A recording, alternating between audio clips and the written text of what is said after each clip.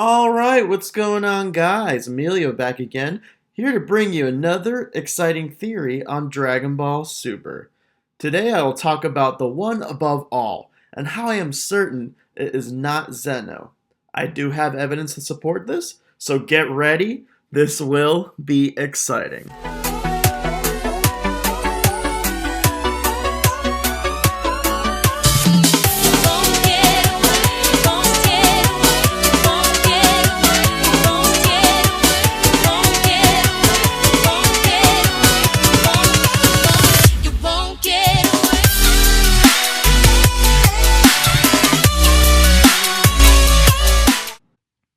One of the best things that Toriyama has given us longtime Dragon Ball fans is the ever-expanding hierarchy of the gods. Ever since Super was introduced, it almost seems that during each arc we have been given more and more gods. Well, except for the Resurrection F arc. But moving forward, this got me thinking for a while, and that is, could there be a being more powerful than Zeno? I thought for a while that maybe the Grand Priest might have potential in being the true Omni-King, but I no longer think that. I do believe that there is indeed a being more powerful than Zeno, and I will display the evidence to support this theory. So let's begin first by breaking down the god hierarchy. Now, we have not yet seen the complete hierarchy of the other universes, so I'll simply go off what we have in Universe 7. We know that we have our Earth or planetary gods, which are the Guru, the Namekian god, Kami, and Dende, who will all have the ability to create Dragon Balls and oversee the respective planets. Of course, not every planet in the universe has a planetary god. Next we have the Kais. The Kais act as guardians or kings in certain quadrants of each universe, like King Kai, South Kai, East Kai, and West Kai. Then we have the Grand Kai, who is the ruler of the 4 quadrants.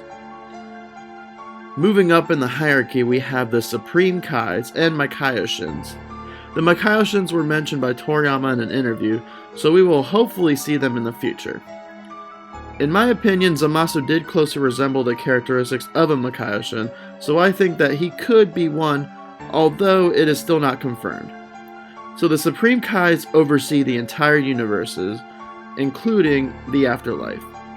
Not only do the Supreme Kais oversee the entire universe, but they also create new life, planets, and solar systems. Another important aspect is that the Supreme Kais are linked to their universe god of destruction. As we already know, if the Supreme Kai dies, so does their paired god of destruction. Next on the god hierarchy are the gods of destruction. Their duty is to destroy planets and stars, and at the same time maintain balance in the universe with the gods of creation. Next in line are the angels. Their duty is to guide the gods of destruction and make sure they are destroying what they are supposed to destroy and not cause any chaos. In other words, they are there to contain the gods of destruction's power and train them in martial arts. They can create matter at will and manipulate time to a certain extent. They do train but are not allowed to fight. It is possible that they will show us more abilities in the future, since we also saw Whis speed up Bulla's birth prior to the Tournament of Power. Alright, let's move on to the next and most powerful character, which is the Grand Priest, or Daishinkan. Daishinkan is the guardian of the House of the Omni-King. He is above all gods of destruction and angels. In the anime, Whis mentioned that Daishinkan is rumored to be one of the top 5 fighters in all universes, where in the manga, Whis mentioned that he is the strongest in existence, so we know he is certainly up there in the power scale, but according to the show, Zeno is still above him because of his powers, not his fighting ability. The Omni-King is said to not be a fighter. Now, I would have mentioned the Omni-King's guards in the hierarchy, but their strength or power level has not yet been confirmed, and we do not know for sure if they are actually gods, so I'm going to skip them for now. So at the top of the known god hierarchy is Zeno-sama, the king of all.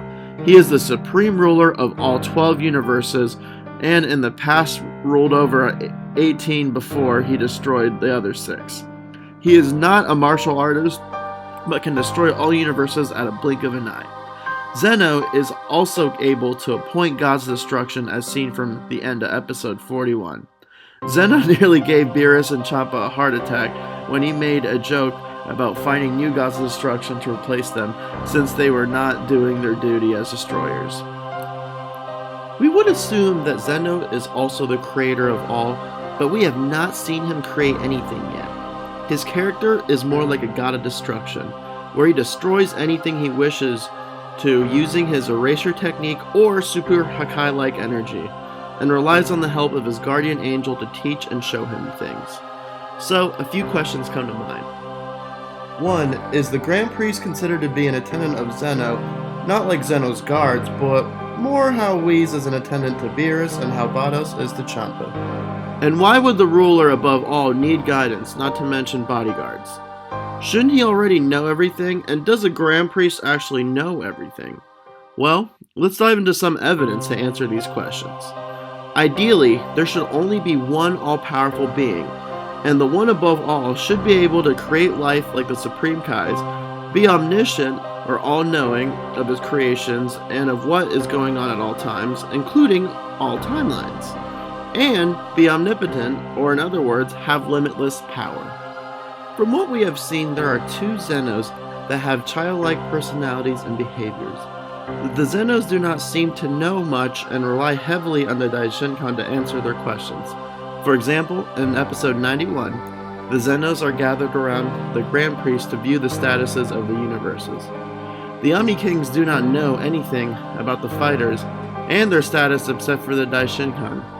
This was strange, and ideally, you would think that the one above all would be able to know the status of each fighter since he is omniscient. Then, in episode 104, the Omni-Kings were not able to keep up with Dispo and hit speed, so Daishinkan had to add a new feature to the God Pad to allow them to keep up with the speed of mortals. Again, guys, he could not keep up with the speed of mortals. So, this shows us that the Zenos have limits in their power, and clearly reveal that they have a weakness. We also have evidence that the Zenos are not very knowledgeable characters in episode 107. Both Zenos were not able to count the remaining fighters that were left in the Tournament of Power, and were not even able to remember the rules of their own tournament, so the Daishinkan had to remind them. One thing that I would like to note is that the Grand Priest was the one who created the Tournament of Power fighting stage, and not the Zenos. So shouldn't the one above all also be able to create anything in the multiverse?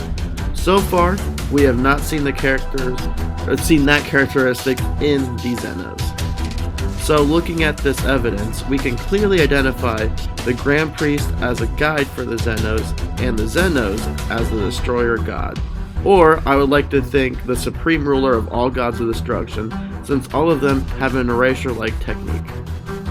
From the evidence we have gathered, you might start to think that the Grand Priest might secretly be above Zeno, since he more closely resembles the characteristics that the one above all should have. However, Daishinkan does not have all the characteristics of the one above all. The Grand Priest is truly knowledgeable and is able to create objects out of matter, but so can the other angels.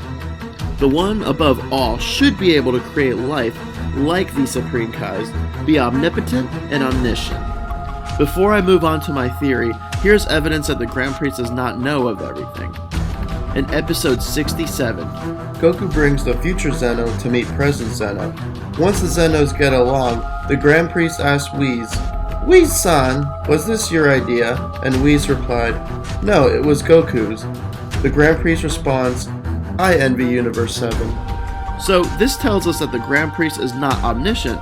He may be able to see everything, but does not truly know everything, and of what is going on in other timelines. He had no idea that Goku would bring future Zeno to meet present Zeno, so if Zeno is the destroyer and the Grand Priest the guide or attendant, who is the true creator of all? We know that each deity is set in place for a reason. The Supreme Kais are around to create life, the gods of destruction to destroy, and the angels guide them to maintain balance in each universe. Zeno seems to be the one who appoints the gods of destructions and possibly the angels, but who appointed Zeno and the Grand Priest? Well, another reason why I do not believe that the Grand Priest is above Zeno is simple logic. Why would the Grand Priest want to appoint himself as an attendant? It doesn't make sense. Someone above the Zenos and Grand Priest must have made that decision. Perhaps the angels are appointed to be guides for the gods of destruction because they are more powerful and possibly immortal, and cannot be erased. During the Tournament of Power, when the losing universes got erased, the angels were the only beings in each universe that were spared from Zeno's erasure technique. They have a very high position in the god hierarchy and can continue training new gods of destruction once the current god of destruction gets too old and can no longer fit that role. I did do a theory on how Zamasu may still be alive and present in the future Zeno, so please check out that theory if you have not done so in the link below. So far, it is my favorite theory that I've created, so I promise you guys will not be disappointed. Going back to the one above all theory, my theory is that the one above all created the angels to guide the destroyers along with the Kais to maintain balance in the multiverse, since the Almighty not only oversees one multiverse but several that he has created, which would mean that there could be several Omni-Kings, much like the ones that are present in each timeline. Also, take a look at this scene in episode 55, where they show the House of Zeno. The stones, you see the 12 universes that we know of. This image gave me more reason to believe that there may be more universes and deities out there. In summary, the one above all should be able to create life, be omnipotent, and omniscient. But there is one character that could possibly resemble or fit the ideal role of the one above all. And no, I'm not talking about Toriyama's avatar Toribot that everyone talks about, who appears randomly in comical parts of the show.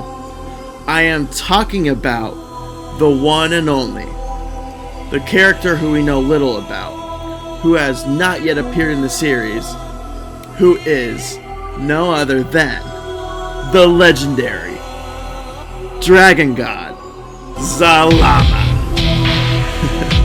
According to Zeno, Zalama is the Dragon God who created the Super Dragon Balls on the 41st year of the Divine Calendar and on the 3,135,500,603rd day and 157th hour of the Divine Calendar.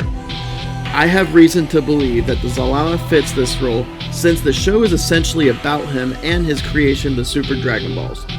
It is said that the powers and wishes the Super Dragon Balls can grant are limitless, so that would mean that his powers are also limitless. And here is another piece of evidence that may suggest that. In episode 108, when Gohan was getting beaten by Jamez, the Yard Rat from Universe 2, Frieza shows up but does not instantly aid Gohan. This immediately concerned the Universe 7 sideline. They were wondering why Frieza was just watching Gohan get beat. Then they start to wonder and talk about Frieza's possible scheme and maybe wanting to use the Super Dragon Balls to make a sinister wish that did not involve reviving himself. And then we hear it from Whis that maybe Frieza's wish is to kill a god. Whis did not specify on which god he would want or be able to kill, but it could range from anything to a god of destruction to Zeno. Also guys, keep in mind, Frieza doesn't know about the link between a Supreme Kai and a god of destruction. If he did, he would have already killed or tried killing the Supreme Kai so that he could kill Beerus. So we know at the very least that Whis was referring to the Super Dragon Balls being able to kill a god of destruction. If the Super Dragon Balls are capable of killing even Zeno, then the power of the Super Dragon Balls are truly limitless, and if this is true, then we can theorize that Zalama is above Zeno. Another clue that Zalama could be capable of creating life is from what we heard from Champa. Champa explained in episode 28 that long ago, the Namekians carved out small orbs from the Super Dragon Balls where they created their own planetary eternal dragon to grant wishes. Perhaps the Namekians are disciples of the dragon god Zalama, which is why they carved their own version of the Dragon Balls out of the Super Dragon Balls. If Piccolo was able to create life, like he did earlier in Dragon Ball, when he created his minions, would that also mean that Zalama has the same ability, since the Namekians may be his disciples? I would think so, since they would not only have to carve out the orbs, but also understand how to use magic similar to Zalama's. In addition, a wish from the Super Dragon Balls could be capable of creating life, so why can't their creator? One thing we do know for sure is that the power of the Dragon Balls are based on the creator's power, which is why the Earth and Namekian Dragon Balls were not capable of destroying Frieza, Majin Buu, or Cell. Dende, Guru, Kami, all of them were nowhere near their strength. So, going back to my Zamasu being alive in future Zeno theory, if somehow Zamasu were still alive, then it would prove that Zalama is above Zeno, since his magic keeping Zamasu alive would be more powerful than Zeno's erasure technique. If the Super Dragon Balls are also capable of sealing away Zeno in another dimension, or possibly capable of killing him, then that would mean that Zalama's powers are indeed above Zeno's. So, Zalama does seem to carry characteristics of what we ideally believe an omnipotent being to have. He might be able to create life, may be all-knowing, and possibly have limitless powers. So does this mean he could be above Zeno? We will not know for sure until he is officially introduced in the show. But one thing we do know for sure, from looking at the history of Dragon Ball, which is, no matter who the strongest character is, there is always a new character brought in the show that is stronger than the last. Every arc from the start of Dragon Ball has continued to introduce more and more powerful characters, from Piccolo being the strongest antagonist in Dragon Ball, to Majin Buu in Dragon Ball Z, to Beerus, and then the Grand Priest, and followed by Zeno in Super. If the show continues to make more money, they will certainly add more storylines and arcs, introducing new villains and foes more powerful than the last. So, I have reason to believe that they will eventually introduce us to the true God above all. As I mentioned before, anything can happen in Super. So let me know what you guys think in the comment section below. Do you believe that there is a God above Zeno? And is it possibly Zalama? Also, what theory would you guys like to see me cover next? I do have a lot of fun reading your comments and coming up with evidence to create a potential storyline for my favorite show. And your feedback is very valuable and certainly helps me to improve my channel. So please feel free to comment, even if it is negative. If you guys are new to the channel, please remember to punch that subscribe button so that I can continue creating more awesome theories. So y'all have a great day, and I'll catch you next time.